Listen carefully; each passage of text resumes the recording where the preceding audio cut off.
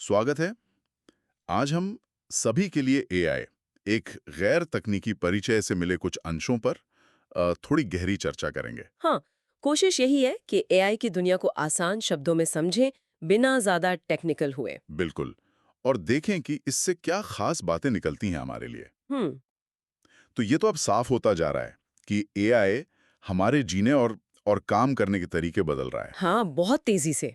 और इसका जो आर्थिक असर है वो भी जबरदस्त होने वाला है। हम्म। एक स्टडी पढ़ रहा था, उसके मुताबिक 2033 तक एआई मतलब सालाना 13 से 22 ट्रिलियन डॉलर की एक्स्ट्रा वैल्यू बना सकता है। बाप रे, 13 से 22 ट्रिलियन, ये तो बहुत बड़ा आंकड़ा है। हाँ, और ये सिर्फ ऑटोमेशन से नहीं आएगा। सप्लाई चेन सुधरेंगी, बिल्कुल नए एआई बेस्ड प्रोडक्ट्स आएंगे। अच्छा। और इसमें जनरेटिव एआई का भी बड़ा हाथ होगा, जो टेक्स्ट इमेज कोड बनाता है, करीब 4 ट्रिलियन डॉलर तक। ये दिलचस्प है, और ये असर सिर्फ सॉफ्टवेयर इंडस्ट्री तक ही नहीं रहेगा, है ना? नहीं, बिल्कुल नहीं। स्रोत यही बताते हैं कि रिटेल, यात्रा, परिवहन, ऑटोमोटिव, यहाँ तक कि मैन्युफैक्चरिंग जैसे कई एरिया में एआई बड़ा बदलाव लाएगा। हाँ, असल में शायद ही कोई इंडस्ट्री बचेगी जिस पर आने वाले सालों में एआई का गहरा असर ना पड़े, चाहे वो कस्टमर सर्विस हो, प्रोडक्ट डिजाइन हो या फिर लॉजिस्टिक्स। सही बात है। लेकिन जब हम इतने बड़े बदलावों की बात करते हैं, तो ये सवाल भी आता है कि क्या एआई की कोई सीमाएं भी हैं? हाँ, ये जानना जरूरी है। इसी से जुड़ा एक किस्सा है एंड्रू एनजी का, जो एआई एक्सपर्ट हैं। वो मजाक में कहते थे कि हेयर ड्रेसिंग ऐसा काम है जो एआई शायद ना कर पाए। अच्छा। हाँ, पर उनके एक रोबोटिक्स प्रोफेसर दोस्त ने टोक दिया कि भाई ज्यादातर हेयर स्टाइल मुश्किल होंगे, पर तुम्हारा हेयर स्टाइल तो रोबोट काट सकता है। अच्छा, ये मजेदार है। हाँ, तो ये किस्सा दिखाता है कि एआई को लेकर उत्साह तो बहुत है, लेकिन साथ में मतलब काफी गलतफहमियां भी हैं। और इसकी एक बड़ी वजह ये है कि एआई शब्द के अंदर असल में दो अलग-अलग आइडियाज छिपे हैं। हाँ, ये पॉइंट अहम है। ये अंतर समझना बहुत जरूरी है। देखिए, आज हम जिस एआई को देख रहे हैं ना, और जिससे इतना फायदा हो रहा है, वो ज्यादातर आर्टिफिशियल नैरो इंटेलिजेंस हाँ, यानी एएनआई है। पीएनआई यानी नैरो इंटेलिजेंस। हाँ, नैरो। ये वो एआई है जो कोई एक खास काम, बस एक ही काम बहुत अच्छे से करता है। जैसे स्मार्ट स्पीकर हमारी बात समझता है। या सेल्फ ड्राइविंग कार रास्ता ढूंढ लेती है। बिल्कुल।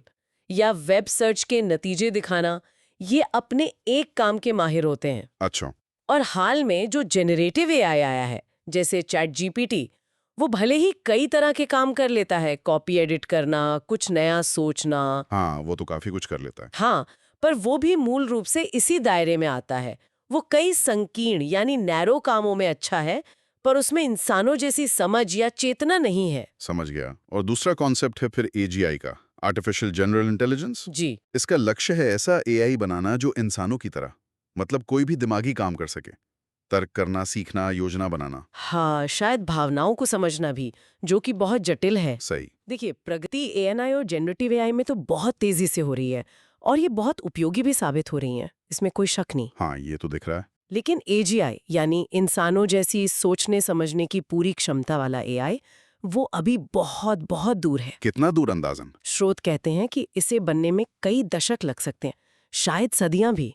कोई नहीं जानता पक्के तौर पर। अच्छा। और होता क्या है कि एएनआई की जो ये जबरदस्त तरक्की है, उसे देखकर लोगों को अक्सर गलतफहमी हो जाती है कि अरे, एजीआई भी बस आने ही वाला है। हाँ, ये कंफ्यूजन हो जाता है। बिल्कुल। और स्रोत यही बताते हैं कि इसी गलतफहमी से वो दुनिया पर कब्जा करने वाले रोबोट्स जैसे काल्पनिक डर फैलते हैं। जबकि असलियत वो नहीं है। बिल्कुल नहीं।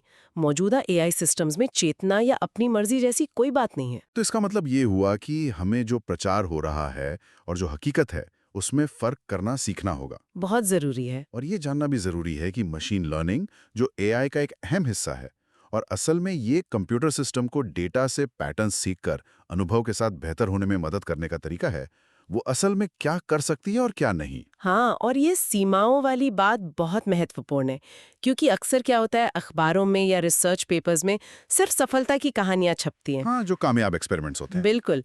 जो फेल हुए या जहां एआई अभी उतना अच्छा परफॉर्म नहीं कर रहा, वो बातें सामने कम आती हैं। इससे पूरी तस्वीर नहीं मिल पाती। तो एक बैलेंस्ड नजरिया चाहिए। एकदम सही। एक संतुलित नजरिया रखना ही होगा।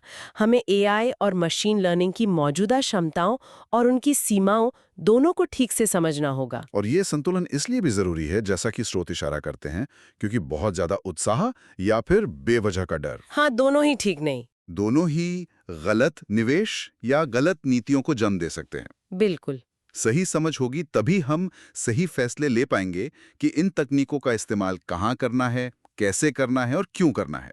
इस सारी बातचीत का सार यही निकलता है कि एआई, खासकर एएनआई और जेनरेटिव एआई, इनमें अपार संभावनाएं हैं। ये उत्पादकता बढ़ा सकते हैं, नई खोजों में मदद कर सकते हैं और हमारी जिंदगी को कई तरीकों से बेहतर बना सकते हैं। इसमें तो कोई दो राय नहीं। लेकिन इनकी असली क्षमताओं और सीमाओं को समझे बिना आगे बढ़ना ठीक नहीं होगा।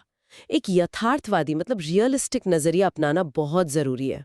तो आज की इस चर्चा में हमने एआई की कुछ बुनियादी बातों को समझा, इसका बड़ा आर्थिक असर, एएनआई और एजीआई के बीच का वो जरूरी फर्क, मशीन लर्निंग का क्या मतलब है और एजीआई से जुड़े वो काल्पनिक डर क्यों हैं। हाँ, ये सब बातें साफ हुई।